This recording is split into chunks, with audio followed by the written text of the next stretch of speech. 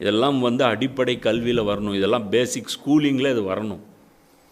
இந்த உண்மைகள்லாம் சொல்லப்படாத பட்சத்தில் இன்றைக்கெல்லாம் வந்து நம்முடைய குழந்தைகள் என்ன ஆகுது, நாத்திகர்களாகத்தான் நம்முடைய குழந்தைகள் வந்து வளர்க்கப்படுது.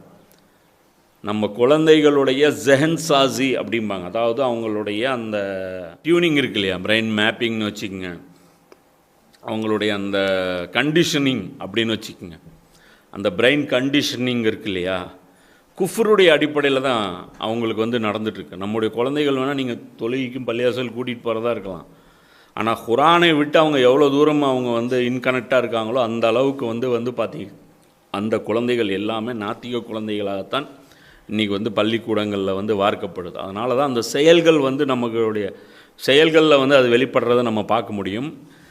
பொறுப்பு இல்லாமல் செயல்படுவாங்க, விளைவுகளை எதிர்பார்க்காமல் செயல்படுவாங்க. அம்மாவை மதிக்க மாட்டேங்கிறான். ஏன் மதிக்க மாட்டேங்கிறான்? ஏன்னா அவனுடைய கண்டிஷனிங் அப்படி. ஏன்னா அவனுடைய இந்த செயல் அன்கொஸ்டனபிள் அப்படின்னு அவன் நினைக்கிறான், அதனால் அவன் செய்கிறான். அவனுக்கு மட்டும் இந்த கண்டிஷனிங் பண்ணிட்டீங்க அப்படின்னா பெரியவங்கள மதிப்பான், அம்மாவை மதிப்பான், சொசைட்டியில் வந்து அவன் நல்ல விஷயங்களை மட்டும்தான் செய்வான், கெட்ட விஷயங்கள் ஆஃபர் பண்ணப்பட்டால் அதை நிராகரிப்பான். ஏன்னா அவனுடைய பேசிக் டியூனிங்கை வந்து நீங்கள் மால் ஃபங்க்ஷனில் வச்சுருந்தீங்க அப்படின்னா அவனை வந்து அவன் ராங் இதில் டைரெக்ஷனில் தான் போவான். இப்போ இங்கே பாடங்கள் எப்படி நடத்தப்படுது, மனிதன் குரங்கில் இருந்து வெறும் மிருகம்பா, அதை தாண்டி ஒன்றும் இல்லைப்பா, நம்மெல்லாம் வெறும் மிருகம்தான். அப்போ மிருகம் என்ன பண்ணும், விரும்பியதை வேட்டையாடும்.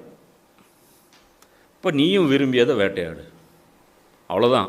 விரும்பியதை மேய்ஞ்சிக்கோ, ஆசைகளை தீர்த்துக்கொள். உனக்கு என்ன ஆசை வருது, திங்கணும்னு ஆசை வருதா, தீர்த்துக்கோ. ஏதாவது பண்ணணும், தீயது பண்ணணும், தீர்த்துக்கோ.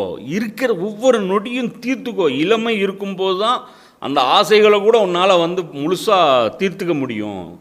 முதுமை வந்துருச்சுன்னா உன்னால் தீர்த்துக்க முடியாது. அதனால் இப்போ நீங்கள் என்ன பண்ணுறாங்க, வெறி பிடித்த மிருகங்களாக மனிதர்கள் போகிறாங்க. ஒரு கூமாப்பட்டி எடுத்துக்கிட்டு நீ கூமாப்பட்டிக்கு எத்தனை பேர் போகிறாங்க. ஏதோ கூமாப்பட்டியாமா ஏதோ ட்ரெண்டிங் ஆகி தொலைஞ்சிருச்சாமா, எல்லோரும் போகிறானுங்க. கூமாப்பட்டி கூமுட்டைகள்னு சொல்லிட்டு ஒரு குரூப்பே சுற்றிட்டு இருக்குது.